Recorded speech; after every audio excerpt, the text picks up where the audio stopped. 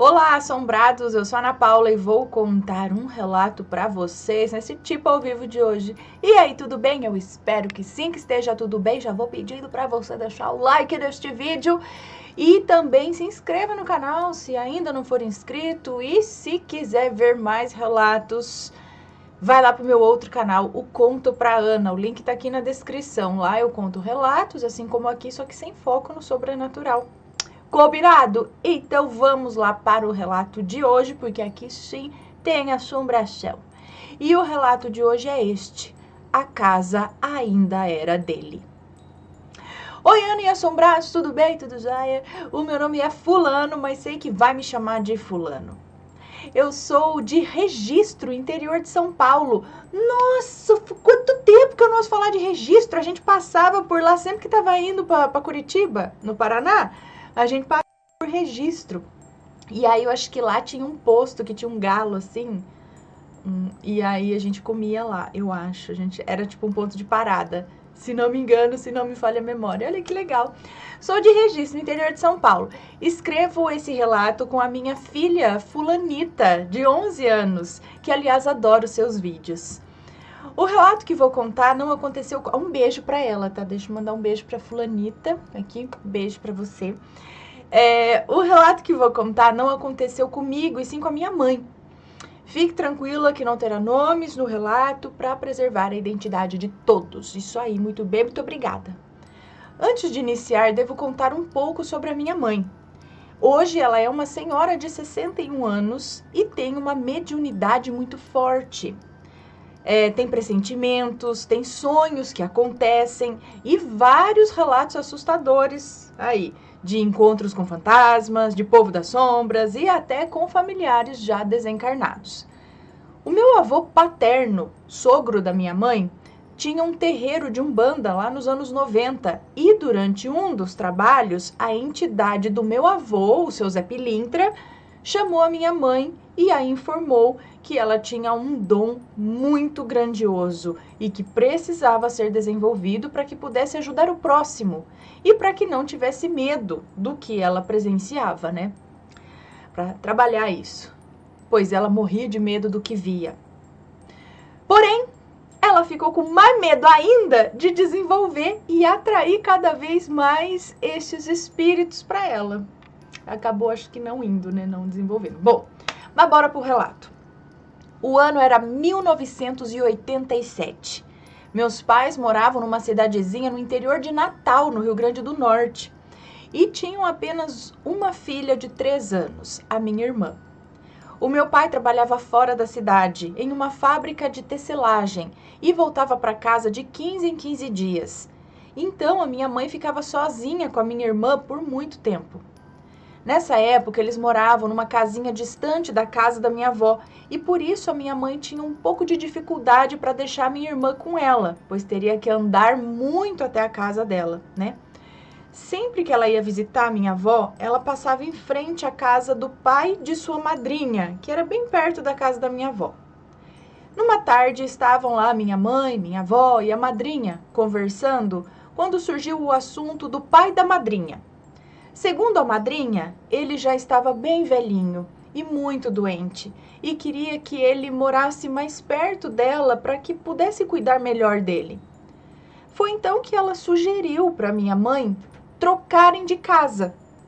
A minha mãe iria morar na casa do pai da madrinha dela e o velhinho iria morar na casa da minha mãe, que era mais próximo da casa da filha dele, para ele ser melhor cuidado. Minha mãe topou logo de cara, pois para ela e para o meu pai seria ótima essa troca, pois ficaria mais próximo da casa da minha avó. E assim ela conseguiria fazer mais coisas, né? Minha mãe conseguiria fazer mais coisas. Porém, quando foram conversar com o velhinho para ele sair da casa, fazer a troca, né? Ele se irritou e disse que não ia trocar, pois ele já morava ali há muitos anos e que a casa era dele. A madrinha tentou convencer o velhinho, porém ele era irredutível. Não ia sair de jeito nenhum. Minha mãe ficou triste. Poxa, senhorzinho, me ajuda a minha vida aí, né? Minha mãe ficou triste, pois a troca seria ótima para ela. Porém, vida que segue, né? A casa é dele, ele tá na razão dele e tudo bem. Após 2 meses, esse senhor adoeceu. Ficou bem ruinzinho e teve que ir para o hospital, que ficava em Natal, na capital. Ficou internado por 1 semana lá, sendo tratado pelos médicos e enfermeiros do hospital.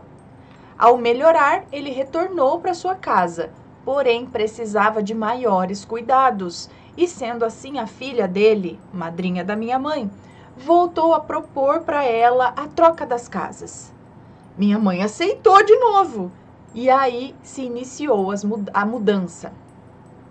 Ela lembra até hoje que ao passar pelo velhinho que estava indo embora da casa, ela tentou acenar para ele e o que recebeu em troca foi um olhar de fuzilamento, seguido de uma virada brusca de rosto com a expressão de muita raiva. O senhor não queria sair da casa, mas teve que sair por conta de sua doença. Após a troca, passaram-se aí umas 2 semanas e o velhinho ficou ainda mais doente. Precisou novamente ser transferido para o hospital da capital, em Natal, onde ficou internado. 2 dias depois de ser internado, ele veio a falecer. Ao todo, então, havia-se passado aí apenas 17 dias após a mudança dele para outra casa. Minha mãe soube do falecimento e logo foi confortar a madrinha, que agradeceu por tudo. Bom, passaram-se 6 meses após a morte do velhinho. Minha mãe continuava sua vida normalmente. Meu pai vinha para casa a cada 15 dias e tudo estava tranquilo. A casa era bem simples. Ao entrar já dava na sala e ao olhar para frente tinha um corredor. E nesse corredor ficava o quarto à esquerda e nos fundos era a cozinha da casa. O banheiro ficava fora da casa, no quintal. Tudo começou de forma bem sutil. Uma tarde, a minha mãe estava cozinhando quando acabou o gás. Ela então pediu para o meu tio, irmão do meu pai, ir comprar um gás novo e trocar para ela. Quando meu tio chegou com o botijão novo, já foi logo indo para a cozinha para trocar, e ao trocar o botijão, ele notou uma presença no canto da cozinha. Um velho olhando para ele. Meu tio tomou um grande susto, porém não fez nenhum alarde para não deixar minha mãe com medo. Depois de sair da casa da minha mãe, o meu tio foi direto para a casa da mãe dele, minha outra avó. E lá ele contou para ela, para minha avó, que foi trocar o botijão de gás da casa da minha mãe e viu o antigo dono da casa lá no canto da cozinha. Minha avó pediu para ele guardar segredo para não assustar minha mãe. Bom, nos dias que se seguiram, começou ali alguns barulhos na casa. Minha mãe ouvia alguns passos, porém estavam apenas ela e a minha irmã. Mesmo assim, ela ouvia passos no corredor.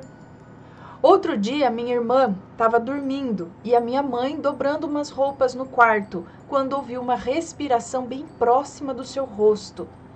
Não era a respiração leve de uma criança. Era lenta, profunda, cansada, como a de alguém muito velho. Minha mãe ficou imóvel na cama enquanto ouvia a respiração se afastar dela lentamente, até se dissipar no corredor. Na noite seguinte, minha mãe estava dormindo do lado da minha irmã, quando ouviu algo bater no tripé que guardava as panelas na cozinha. E todas as panelas caíram no chão fazendo um barulhão. Minha mãe correu para a cozinha e quando chegou lá, estava tudo no lugar. Nada tinha caído, nenhuma panela estava no chão. Mas que coisa, eu falo que, sei lá, tem um curso do fantasma. Adoro derrubar panela, adoro mexer na cozinha, que acho que é o lugar mais barulhento da casa. Só que nada acontece fisicamente. Acontece, sei lá, eles fazem esse barulho vindo só na sua mente. Acontece numa dimensão paralela. O que ocorre nisso, gente? Porque sempre é derrubar talher, derrubar panela, adoram panela. Eles sempre fazem isso. E nunca tem nada. Quer dizer, nunca não, mas na grande maioria das vezes você chega lá, tá tudo no lugar. Físico, o negócio não pode ser. Bom, continuando. Cadê? Me perdi até aqui. Cadê? Meu Deus. Tá, beleza. Quando chegou lá, tava tudo no lugar, nada tinha caído, não tinha nenhuma panela no chão. Bom, nos dias que o meu pai estava em casa, tudo ficava mais tranquilo. A minha mãe até falava o que estava acontecendo para o meu pai. Porém, ele sempre foi muito cético e no auge dos seus 25 anos, não acreditava em nada que a minha mãe relatava. Na época, minha irmã, com 3 anos, não falava muito e não lembrava muito também dos acontecimentos desse relato. Numa outra noite, última do meu pai, antes dele voltar para a fábrica de tecelagem que ficava em outra cidade, a minha mãe estava cozinhando o jantar. E enquanto ela pegou um tempero no armário que voltou para o fogão, alguém deu um sopro no ouvido dela, muito forte. Minha mãe correu na hora para perto do meu pai, que falou que era impressão dela, que foi o vento. Mas ela sabia que não tinha sido o vento, não. Foi realmente um sopro no ouvido. Ela foi conversar com a sogra dela, né? A minha avó, mãe do meu pai, que estava acontecendo coisas estranhas na casa. Ela foi contar, né, que estava acontecendo essas coisas, que ela ouvia passos, ouvia barulhos na casa e que já não sabia mais o que fazer. Minha avó, então, contou para ela o que o meu tio tinha visto no dia que trocou o botijão de gás. Minha mãe ficou muito assustada com o que ouviu. Falou que não tinha visto o velho na casa, mas que realmente poderia ser ele. Minha avó então disse para ela que iria com algumas outras mulheres lá na casa para rezarem um terço junto com a minha mãe e que durante a reza era para ela pedir que o velho deixasse a casa em paz e seguisse o seu caminho. Após essa reza, as coisas parece que pioraram. Agora os barulhos eram ainda mais frequentes e portas e gavetas se abriam sozinhas. O ápice se deu em uma noite, por volta de 1h da manhã, em que ela colocou a minha irmã para dormir e estava deitada ao lado dela, de frente para a porta, quando ouviu novamente passos no corredor. Ela olhou rapidamente para a porta e sentiu um arrepio na nuca. Nesse momento, ela viu o velho passar andando no corredor e parar na porta do quarto e olhar direto para ela. Nesse momento, ela fechou os olhos e se controlou para não gritar. Ao abrir novamente os olhos, ele não estava mais ali. Então, ela pegou a minha irmã e foi com ela dormindo em seus braços para a calçada na frente da casa, onde ficou sentada com a minha irmã dormindo em seu colo. Nesse momento, o vizinho da casa ao lado abriu a parte de cima de sua porta e perguntou se estava tudo bem. Ela disse que sim, só queria se refrescar um pouco, pois estava muito calor. Calor, só isso. O vizinho então perguntou: você tá com medo, né? E aí a minha mãe disse que estava sim. Ficaram conversando ali por um bom tempo, para que a minha mãe se acalmasse. E após um tempo o vizinho disse que precisava entrar, porque precisava dormir, né? Que tinha que trabalhar cedo no dia seguinte. E já era 2h da manhã. Falou ainda que aquilo não era nada demais e que se a minha mãe tivesse medo, era só rezar que tudo ia se acalmar. Tá tudo certo. Ele disse isso e entrou para sua casa. Minha mãe, então, reuniu o pouco de coragem que lhe restava e entrou também para dormir. Após esse avistamento, era frequente ver o velho dentro de casa. E para piorar as coisas, ele agora cuspia na cabeça da minha mãe enquanto ela fazia o serviço de casa. Ai, mas que falta de respeito. Ele achando que a casa é dele, né? E achando que... Mas não entendeu. Não, claro que não entendeu ainda. O filho cuspia na cabeça da... Que perdi a paciência com... Já falava umas verdades pro velho? O que é isso? Todo mundo querendo cuidar dele, fica aí ranzizando por causa de uma casa, vá viver a pós-vida e siga, fica cuspindo na cabeça da gente. Olha, mas como assim materializava o cuspe na cabeça? Dava pra sentir depois, assim? Bom, não sei, vamos ver. Ele cuspia na cabeça da minha mãe enquanto ela fazia o serviço de casa. Ao deitar para dormir, ele sempre ficava andando de um lado para o outro no corredor da casa, fazendo barulho com os passos pesados e até rindo da minha mãe. Barulhos de panelas continuavam à noite. Sopro no ouvido era constante. Minha avó sempre falava para minha mãe se livrar dessa casa logo, mas ela não tinha para onde ir. Em qualquer lugar da casa que a minha mãe estava, lá estava o velho no canto observando ela. Foram se passando os anos e nada dava jeito nisso. Eu nasci em 1989 e os meus pais ainda moravam nessa casa. Até que em 1990, numa noite, a minha mãe estava dormindo com a minha irmã na cama e eu estava dormindo na rede, quando minha mãe sentiu alguém sentar na cama. Ela pensou até que fosse o meu pai que tinha chegado do trabalho.